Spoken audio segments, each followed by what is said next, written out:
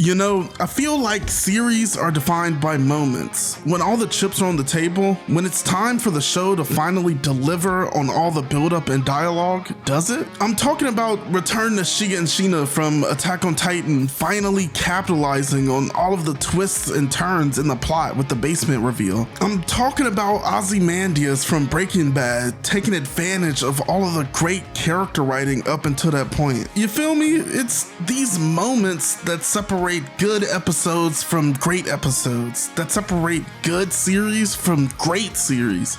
And I feel like Jujutsu Kaisen is doing that this season.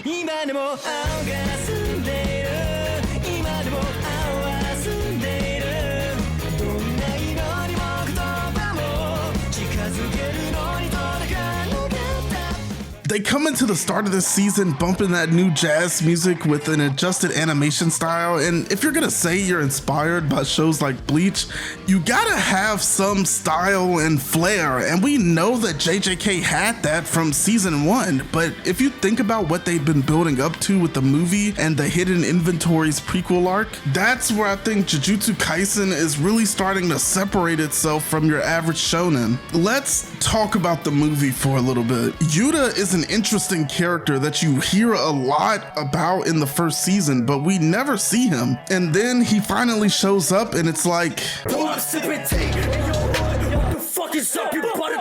a weird ass curse, an ability to copy techniques, and he's related to Gojo? I really like the power system in this show, by the way. But what Yuta highlights about Jujutsu Kaisen is that the world is alive.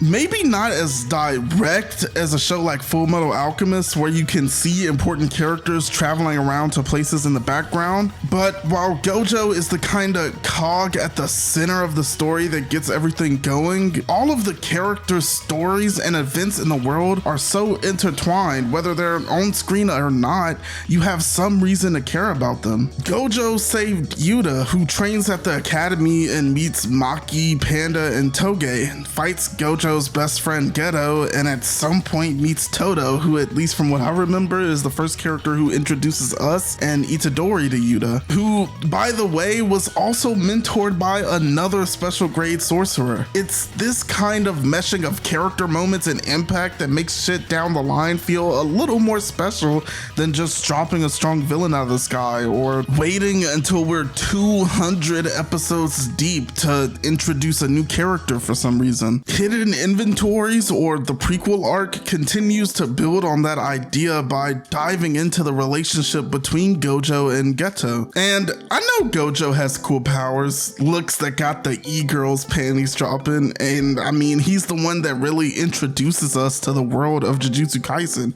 I get all of that, but we didn't really know much about the man behind the name or his motives outside of a few hints here and there in season 1. And that's where this Black Air Force energy body goals ass nigga comes in. Toji, who, by the way, is another character connected to the rest of the world, but also the kind of catalyst for everything that happens here, and he's about that motherfucking action.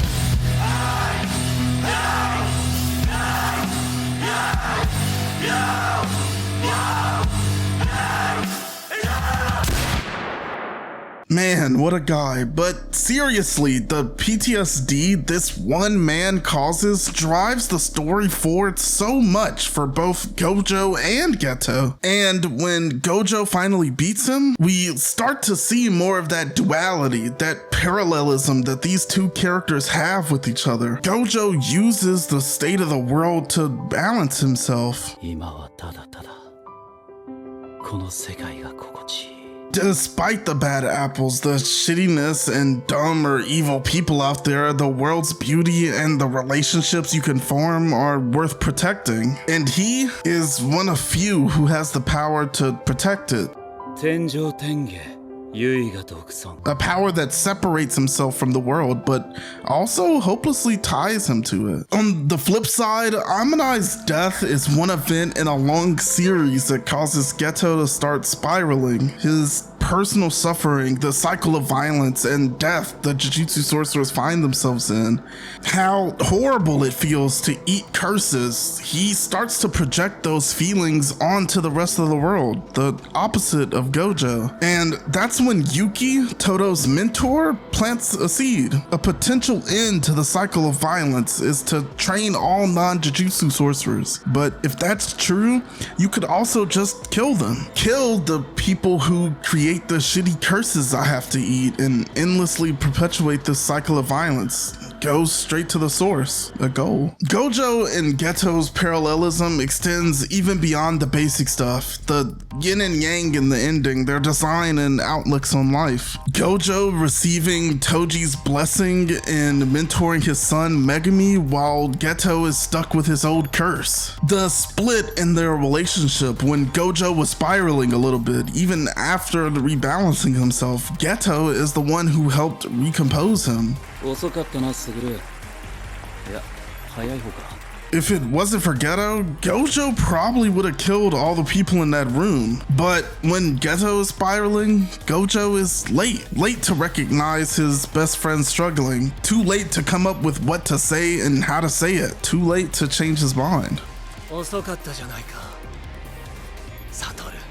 At that point, Geto had already crossed the line. There was nothing Gojo could say or do to change it, and his "you're late" reads more like a "you should have done this 10 years ago." So all of this build up, all of this character development for what? I said before, it's how you use it that makes shows special. Yeah, Satoru.